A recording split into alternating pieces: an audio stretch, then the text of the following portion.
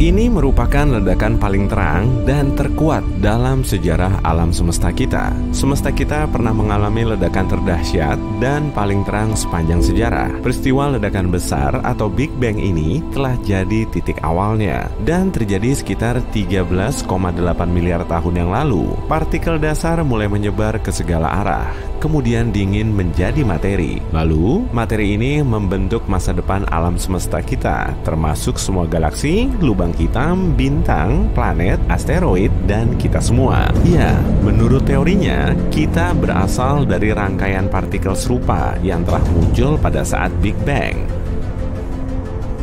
Oke lah, lompat ke masa 4,6 miliar tahun yang lalu. Nebula ini akan jadi tata surya kita. Di dalamnya cuma ada sekumpulan debu, batu, dan bongkahan es kosmik. Gelombang kejut supernova dari berbagai arah mulai mendorong materi ke pusat yang sama, layaknya gelombang laut. Kemudian, semua materinya mulai menyusut di sekitar pusat gravitasi dan menjadi satu bongkahan besar. Serpihan yang tertarik ke dalamnya semakin banyak dan akhirnya menekan kuat titik pusatnya hingga terjadi reaksi nuklir. Naikin tekanannya dikit, kemudian muncul cahaya. Matahari kita pun mulai tercipta. 4,59 juta tahun yang lalu, planet gas raksasa Jupiter, Uranus, Saturnus, dan Neptunus pertama kali terbentuk. Semua planet ini terdiri dari gas, jadi permukaannya nggak padat. Sebagian ahli meyakini dulu ada planet gas raksasa kelima, tapi terlempar keluar dari tata surya kita. Lalu, 100 juta tahun kemudian, muncul nebula matahari. Bintang muda bersinar terang di pusatnya, lalu mengakumulasi debu dan gas di sekelilingnya, yang sebetulnya merupakan sisa materi dari nebula asli. Sama seperti sup yang sedang dimasak, bahan-bahannya terus berputar mengelilingi matahari, kemudian bercampur dan saling bertabrakan, hingga akhirnya terbentuk planet dan satelit. Begitu debunya berkurang, Merkurius, Venus, Bumi, Mars, sabuk asteroid, Jupiter, Saturnus, Uranus, dan Neptunus semakin terlihat jelas. 4,5 miliar tahun yang lalu, saat bumi masih dipenuhi bongkahan batu panas dan lava, Theia muncul di langit. Protoplanet seukuran Mars ini terbentuk di dekat bumi dan terus merapat. Theia pecah berkeping-keping dan menghancurkan sebagian besar planet kita. Serpihannya banyak yang tertinggal di orbit bumi, lalu mulai saling menyatu. Kemudian terbentuklah bulan. 4,1 sampai 3,8 miliar tahun yang lalu, pada periode pembombardiran berat akhir, sisa serpihan yang nggak menjadi planet terus melayang di tata surya, lalu menabrak medan gravitasi planet yang baru lahir dan jatuh di permukaannya. Akibat dari peristiwa ini, Merkurius dan bulan kita dipenuhi banyak kawah. Ilmuwan juga telah menemukan sisa mikroorganisme tertua di dunia yang umurnya sekitar 3,8 miliar tahun. Tepatnya, makhluk ini muncul di akhir era gempuran meteor dahsyat. Proses evolusi pun segera berlangsung. 3 miliar tahun yang lalu, angin surya kuat dan tabrakan meteorit yang kerap terjadi di Mars bikin atmosfernya menipis. Lapisan ini nggak bisa menjalankan fungsinya untuk melindungi Mars dari radiasi matahari, sehingga kehidupan di situ nggak bisa terbentuk. Tapi sebagian ilmuwan berpendapat kalau Mars juga pernah dihuni makhluk hidup. 2,5 miliar tahun yang lalu, terjadi bencana oksigen di bumi. Sebagian organisme yang telah berevolusi mengonsumsi energi matahari dan menghasilkan oksigen. Atmosfer kita mulai dipenuhi oksigen, kemudian memusnahkan semua bentuk kehidupan yang telah ada. Tapi, peristiwa ini juga ngebuka jalan bagi terbentuknya kehidupan baru. 100 juta tahun yang lalu, salah satu satelit Saturnus hancur setelah ditabrak asteroid besar atau mungkin malah planetnya sendiri. Reruntuhannya mulai mengorbit Saturnus dan saling bertabrakan hingga berubah menjadi debu dan bebatuan kecil. Sebagiannya juga terdiri dari es dan tetap mengelilingi Saturnus sampai sekarang. Kita bisa mengamatinya sebagai cincin di sekitar planet nan cantik ini. 66 juta tahun yang lalu, bumi kita ditabrak asteroid raksasa berdiameter 9,6 km dan gelombang kejutnya bisa dirasakan dari luar angkasa. Awan debunya kemudian menyelimuti seisi bumi dan menghalangi cahaya matahari, sehingga sebagian besar organisme, termasuk dinosaurus, mulai punah. 70.000 tahun yang lalu, kita terbang ke tepi tata surya yuk. Area ini dinamakan sebagai awan Oort dan di dalamnya terdapat asteroid beserta bongkahan esnya. Ada juga sistem bintang ganda pengembara yang terus mepet ke awan ini. Sistem ini menarik asteroid dari awan Oort dan melemparkannya ke bumi seperti ketapel. Untungnya, bintang ini cuma melewati tata surya kita, tapi kemungkinan besar akan kembali lagi. 356 tahun yang lalu, saat inilah bintik merah raksasa di Jupiter pertama kali ditemukan. Bintik ini menjadi sumber angin kencang di Jupiter dan kecepatannya bisa sengebut mobil super. Kalau dibandingkan dengan bumi, ukuran bintik merah ini 30% lebih besar. Kita sampai di zaman sekarang. Tata surya kita kelihatan sama persis kayak miliaran tahun yang lalu. Tapi manusia telah menambahkan sejumlah objek. Di situ ada banyak sekali satelit buatan dan stasiun luar angkasa internasional. Sejumlah rover juga telah dikirim ke Mars. Oke, kita lihat ke masa depan yuk. Puluhan tahun dari sekarang, manusia di bumi akan sering mengirimkan pesawat luar angkasanya menuju Mars. Dan tiap 2 tahun sekali, saat jarak kedua planet paling dekat, seluruh armada pesawat makin ngebut menuju planet merah. 100.000 tahun dari sekarang, bintang pengembara kembali masuk ke tata surya kita, lalu mengacaukan awan Oort lagi, tapi kemudian terbang menjauh. Setelah 9 juta tahun, bintang ini akan muncul dengan jarak terdekatnya sejauh 52.000 kali jarak bumi ke matahari. 10 juta tahun dari sekarang, satelit Mars, Phobos, terus mepet ke planet merah sejauh 1,8 meter tiap 100 tahun. Interaksi gravitasi akan menghancurkan Phobos, dan sebagian reruntuhannya akan jatuh ke Mars, sedangkan sebagian lainnya tetap berada di orbit, lalu membentuk cincin seperti Saturnus. Masa depan tata surya kita sangat tergantung pada matahari. Tiap 1,1 miliar tahun, kilauannya bertambah 10% karena hidrogennya makin banyak yang terbakar, hingga suhunya semakin panas. 1 miliar tahun dari sekarang, suhu bumi akan sangat ngebul dan airnya nggak lagi berwujud cair. Lautan akan menguap dan menghasilkan efek rumah kaca yang semakin menaikkan suhunya. Kalau kondisinya sudah begini, kehidupan di dalamnya nggak akan ada. Lalu, seluruh armada pesawat luar angkasa kita mulai berbondong-bondong menuju Mars, dan bumi ditinggalkan penghuninya karena cahaya dan suhu matahari terus naik. Zona laik huninya bergeser semakin jauh. Di area ini, kehidupan di tata surya kemungkinan bisa terbentuk. Suhu di Mars juga naik. Es di bawah permukaannya mulai mencair lalu menguap, menghasilkan efek rumah kaca. Kondisi seperti ini makin ideal bagi manusia. 3,5 miliar tahun dari sekarang, bumi kelihatan seperti Venus di zaman modern. Di dalamnya nggak ada kehidupan dan cuma dipenuhi dengan gunung berapi plus dasar sungai tandus. 7,7 miliar tahun dari sekarang, karena intinya memanas, lapisan luar matahari mengalami reaksi nuklir, sehingga matahari mulai membesar dan berubah jadi raksasa merah. Bintang ini akan melar sampai 256 kali lipat. Matahari juga akan menelan planet terdekatnya, yaitu Merkurius dan Venus. Saat bahan bakarnya terbakar secara masif, matahari juga kehilangan berat dan gaya gravitasinya, sampai nggak mampu lagi menahan semua planet di tata surya. Orbit planet pun perlahan melebar, tapi kemungkinan bumi akan tetap bersama matahari dan menjadi planet pertama yang mengorbit di dekatnya. Karena suhu Mars terlalu panas, manusia mulai bermigrasi menjauh. Tujuannya ke Titan, salah satu satelit Saturnus. Selain di bumi, area lain di tata surya kita yang mengandung air dalam wujud cair hanyalah Titan. Jadi kemungkinan kondisi di sini laik huni dan bisa dijadikan sebagai rumah baru kita. Saat bahan bakar yang terpakai nggak sampai setengahnya, ukuran matahari mulai berubah sampai 11 kali lebih besar dari ukuran sekarang. Dan 100 juta tahun lagi, bintang induk kita ini akan menjadi raksasa merah untuk terakhir kalinya.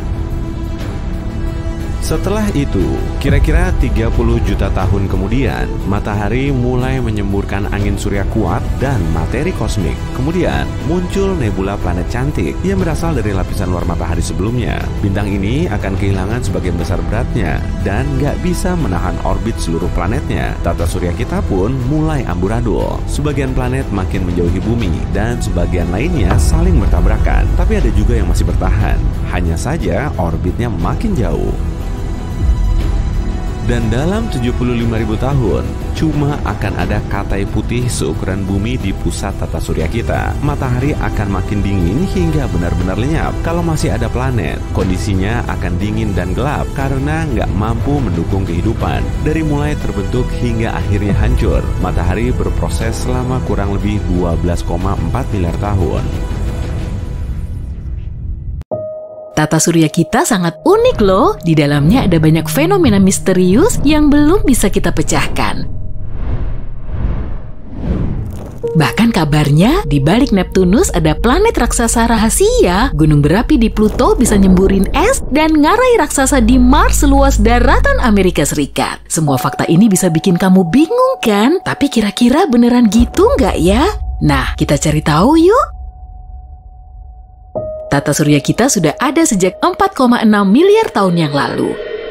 Jadi bisa dibilang umurnya emang udah uzur. Para saintis bisa menyimpulkan temuan ini setelah mereka meneliti meteorit sebagai materi tertua yang bisa mereka dapatkan.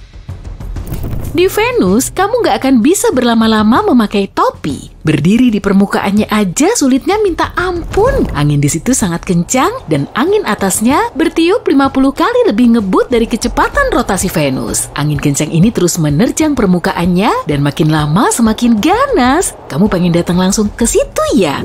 Oke, berarti kamu perlu menempuh perjalanan lebih dari 17 miliar kilometer dari bumi sebelum keluar dari tata surya. Jangan lupa bawa Google Maps ya. Metana adalah produk samping berwujud gas yang dihasilkan dari aktivitas vulkanik.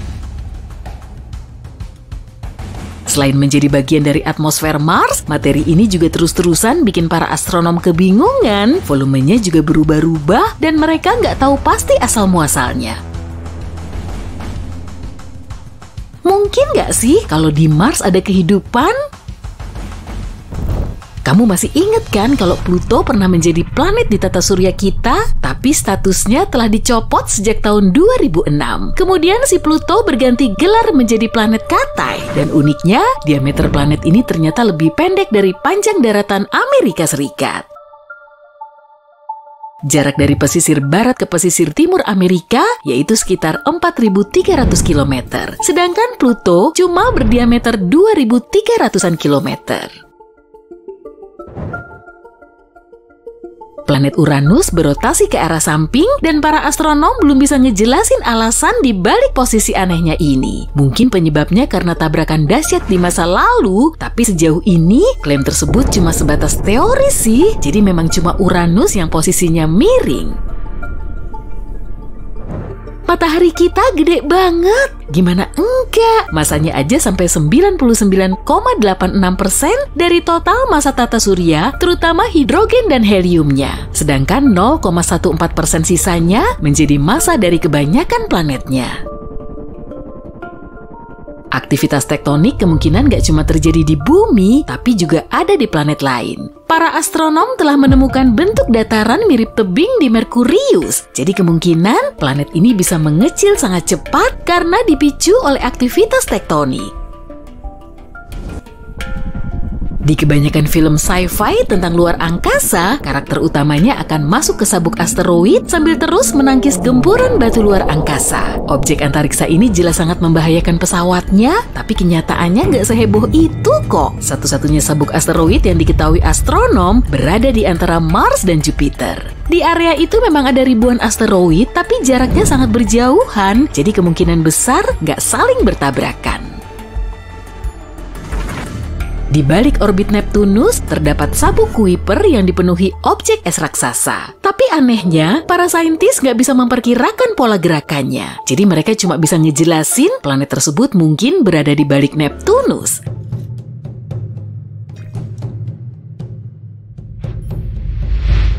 Planet hipotetis ini diberi nama Planet 9 dan keberadaannya masih perlu dikonfirmasi.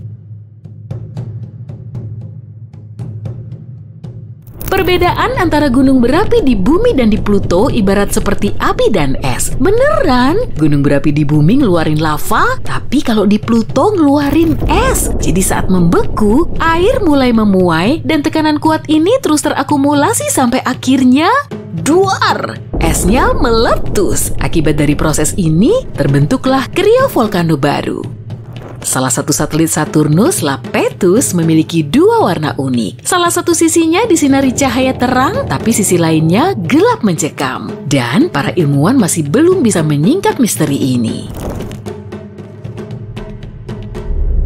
Keanehan lain soal Pluto bisa terlihat di atmosfernya. Atmosfer di planet Katai ini jauh lebih tinggi dibandingkan atmosfer bumi. Di dalamnya juga ada lebih dari 20 lapisan yang semuanya sangat dingin dan super padat. Kita hidup di dalam matahari. Waduh, maksudnya gimana tuh? Masa iya sih kita menghuni bola panas kemerahan sejauh 150 juta kilometer itu?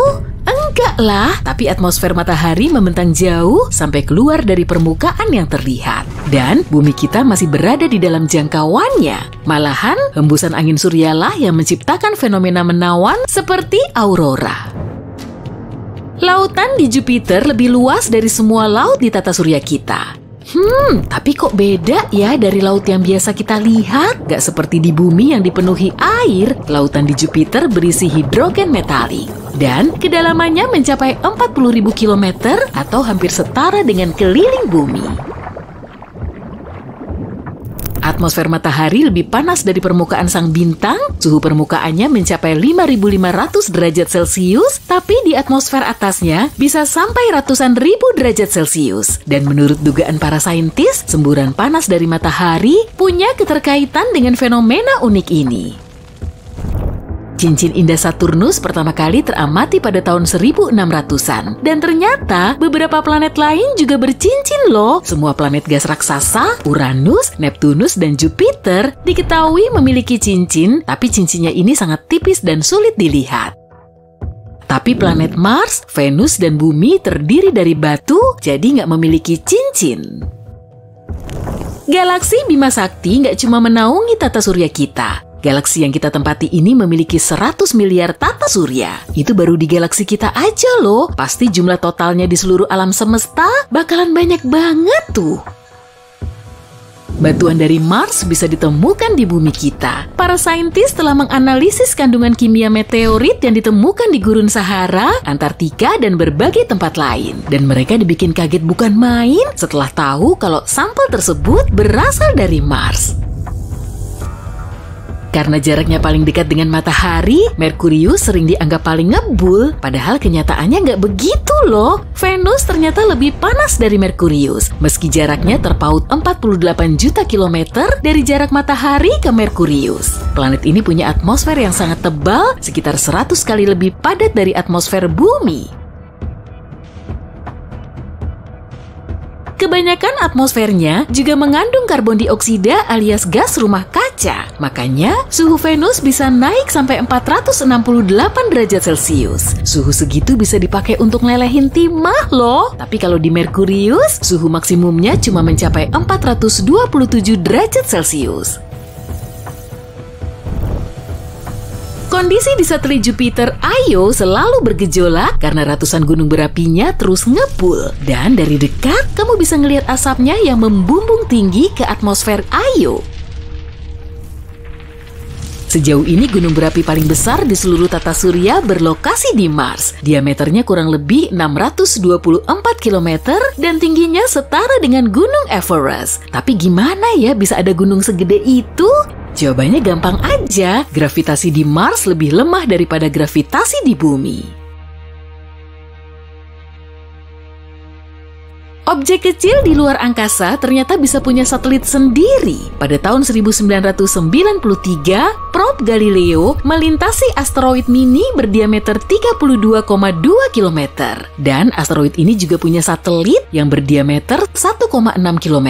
Sejak saat itu, para astronom menemu banyak satelit di sekitar planet kecil di tata surya kita. Sistem ngarai Valles Marineris di Mars 10 kali lebih luas dari Grand Canyon. Hal ini bikin para astronom kebingungan karena di Mars nggak ada aktivitas lempeng tektonik. Di permukaan Jupiter terdapat area unik bernama bintik merah raksasa. Dan ternyata bintik ini adalah badai yang telah bergejolak di Jupiter selama berabad-abad. Tapi sekitar 20 tahun yang lalu, para saintis mengamati area merahnya mulai mengecil, jadi ukurannya sekarang tinggal setengah kalinya. Itu pun masih setengah kali lebih gede dari bumi. Gimana? Ada fakta unik seputar tata surya yang kelewatan nggak? Komen di bawah ya, kamu jadi semakin tahu kan? Jangan lupa kasih like-nya dan share video ini ke teman-temanmu. Ada juga video mantul lainnya yang bisa kamu tonton. Pilih aja video favoritmu di sebelah kiri atau kanan layar dan tetaplah di sisi terang kehidupan. Kita mundur dulu ke era 4,6 miliar tahun yang lalu yuk untuk melihat proses kelahiran tata surya kita.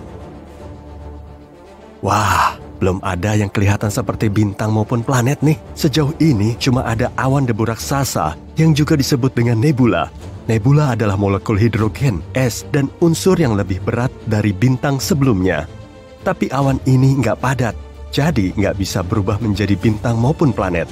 Kemudian, gelombang ledakan tiba-tiba muncul dan dibarengi dengan sejumlah gelombang lain. Beberapa tahun cahaya dari nebula kita, terjadi ledakan supernova. Dan supernova akan muncul saat bintang raksasa kehabisan bahan bakarnya, kemudian runtuh oleh beratnya sendiri. Saat inilah ledakan dahsyat akan terjadi, dan cahayanya bisa dilihat dari jarak puluhan tahun cahaya. Gelombang ledakan dari supernova ini kemudian mencapai nebula kita. Seperti ombak laut, gelombang ini mengenai awan debu dan membuatnya menyusut hingga memadat. Lalu nebula mendapatkan inti gravitasinya. Partikel debu yang tertarik semakin banyak. Tekanan di inti nebula juga melonjak hingga membuatnya mulai berputar. Makin berat massa awan pusatnya, makin cepat juga putarannya. Semua partikel di dalam inti nebula lebih sering bertabrakan dan menambah kecepatannya, sehingga suhunya naik sampai ribuan derajat Celcius.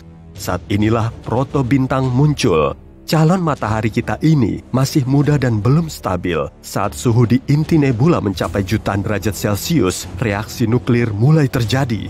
Inti dari unsur ringan seperti hidrogen dan helium saling bertabrakan dan menyatu menjadi elemen yang lebih berat. Kemudian muncul cahaya terang. 4,5 miliar tahun yang lalu, protobintang ini berkembang menjadi matahari yang stabil, tapi cahayanya masih 30% lebih redup dari sekarang. Ada juga awan debu raksasa yang tertinggal, atau sisa unsur yang nggak dipakai dalam pembentukan bintang kita.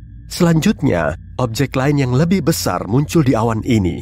Debu dan unsur berat mulai terakumulasi, kemudian membentuk protoplanet.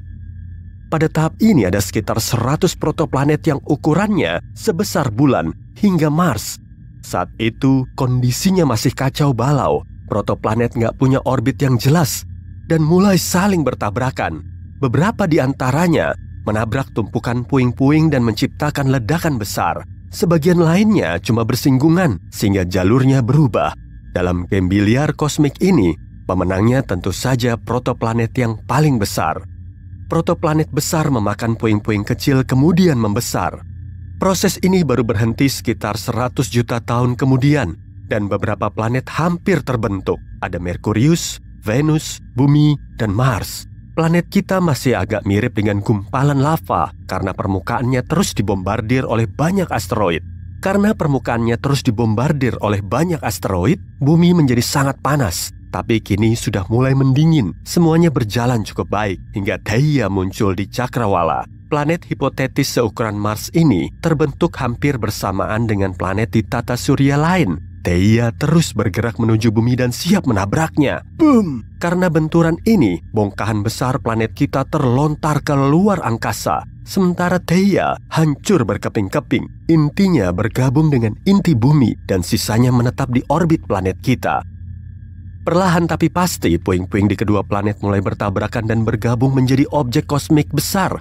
Saat debunya memadat, Bumi mulai punya satelit alaminya, yaitu bulan. Hipotesis lain mengenai pembentukan bulan menjelaskan kalau Theia jauh lebih besar dari bumi. Planet ini cuma nyenggol planet kita dan terus bergerak. Sementara itu, bulan hampir terbentuk sempurna. Sebagai bukti dari hipotesis ini, kita punya sampel tanah bulan yang dibawa oleh para astronot dalam misi Apollo. Ternyata, tanah bulan sangat mirip dengan kerak bumi, dan komposisi ini cuma bisa sampai di bulan oleh tabrakan dahsyat. Raksasa gas seperti Jupiter, Saturnus, Uranus, dan Neptunus terbentuk agak belakangan dan lokasinya lebih jauh dari matahari. Keempat planet ini berbentuk bola gas dan permukaannya nggak berwujud padat. Kalau menapakkan kaki di permukaan Jupiter, kamu akan jatuh sampai di intinya. Semua planet ini nggak punya permukaan padat karena beberapa alasan. Proses pembentukannya lebih belakangan, tepatnya saat planet lain mulai memproses logam dan silikat yang ada. Sumbernya berasal dari luar garis beku. Dan inilah titik hipotetis di luar orbit Mars. Matahari nggak begitu menyinari area di belakangnya, sehingga airnya nggak bisa mencair. Maka ada banyak es di dalam awan gas yang tersisa. 3 juta tahun setelah matahari terbentuk, semua material ini mulai terakumulasi dan membentuk massa hingga jadi proto-Jupiter. Setelah jutaan tahun, massa bola es ini bisa mencapai 50 kali lebih berat dari bumi. Makin berat massanya, makin banyak juga gas yang terkumpul dari piringannya. Dalam waktu singkat, Jupiter menyerap hampir semua materi dari piringan gas di dekatnya, lalu mengakumulasi sekitar 318 massa bumi. Jupiter punya medan gravitasi yang sangat kuat, hingga menyebabkan kekacauan pada semua objek yang berada di lingkungan Mars dan Jupiter. Disinilah protoplanet lebih sering bertabrakan sampai hancur berkeping-keping. Akibatnya, di situ terbentuk sabuk asteroid. Fragmen ini nggak bisa menyatu lagi menjadi planet utuh karena gravitasi raksasa gas sangat kuat.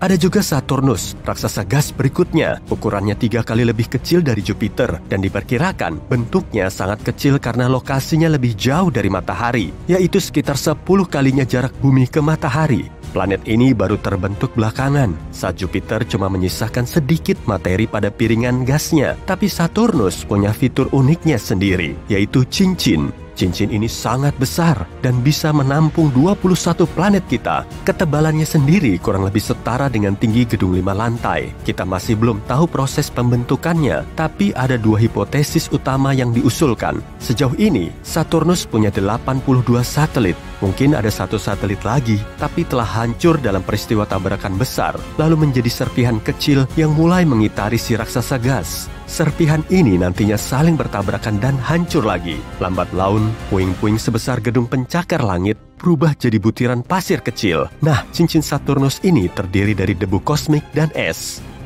Selanjutnya, ada Uranus dan Neptunus. Keduanya jauh lebih kecil, yaitu sekitar 14 dan 17 kali massa bumi. Uranus dan Neptunus diyakini nggak akan bisa sebesar dan seberat Jupiter karena ada angin surya kuat yang perlahan meniup piringan gas keluar tata surya menuju medium antar bintang. Jadi, bahan pembentuknya nggak mencukupi untuk menghasilkan 2 planet baru ini. Saat terbentuk, Uranus mengalami tabrakan dahsyat dengan protoplanet lain yang mungkin berukuran jumbo. Tabrakan ini menyebabkan Uranus menjadi miring. Semua planet lain punya poros rotasi yang mengarah ke atas, tapi poros Uranus mengarah ke matahari. Jadi, bentuknya lebih mirip dengan bola yang menggelinding. Tapi putarannya bersifat retrograde, artinya Uranus berputar melawan arah gerakannya. Sama seperti mobil yang bergerak maju, tapi rodanya berputar melawan arah jarum jam. Di belakang keempat raksasa gas ini terdapat sabuk Kuiper alias area di luar orbit Neptunus. Disinilah asteroid, debu, dan es ditinggalkan setelah tata surya terbentuk. Sabuk ini mirip dengan sabuk asteroid di antara Mars dan Jupiter, tapi bobotnya kira-kira 100 kali lipatnya. Setelah mengetahui proses terbentuknya tata surya, gimana kalau kita juga nyari tahu proses kehancurannya? Sama seperti bintang lain, matahari juga punya masa hidup.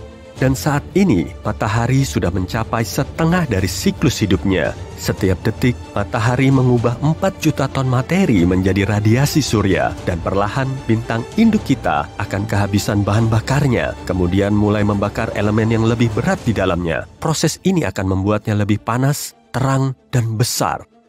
Dalam 1,1 miliar tahun, matahari akan bersinar 11% lebih terang dari sekarang. Seluruh perairan di bumi akan mulai menguap. dan planet kita kian panas. Dalam 3,5 miliar tahun, sinar matahari sekitar 40% lebih terang dari sekarang. Kondisi di bumi akan mirip dengan Venus saat ini. Bentuk kehidupan gak akan bisa berkembang. Dalam 7,8 miliar tahun, matahari akan mulai membakar hidrogen di kulitnya, lalu mengembang menjadi raksasa merah. Ukurannya akan melar menjadi 256 kali lebih besar. Pada saat itu, kulit luarnya akan berada di orbit bumi sekarang.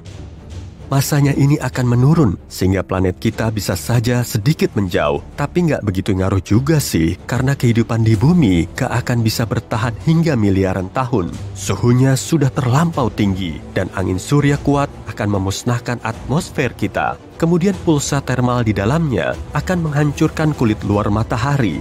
Kulit ini akan berubah menjadi nebula planet, hampir mirip dengan nebula yang tadi kita saksikan. Kemudian, matahari cuma berupa katai putih seukuran bumi yang akan meredup setelah miliaran tahun.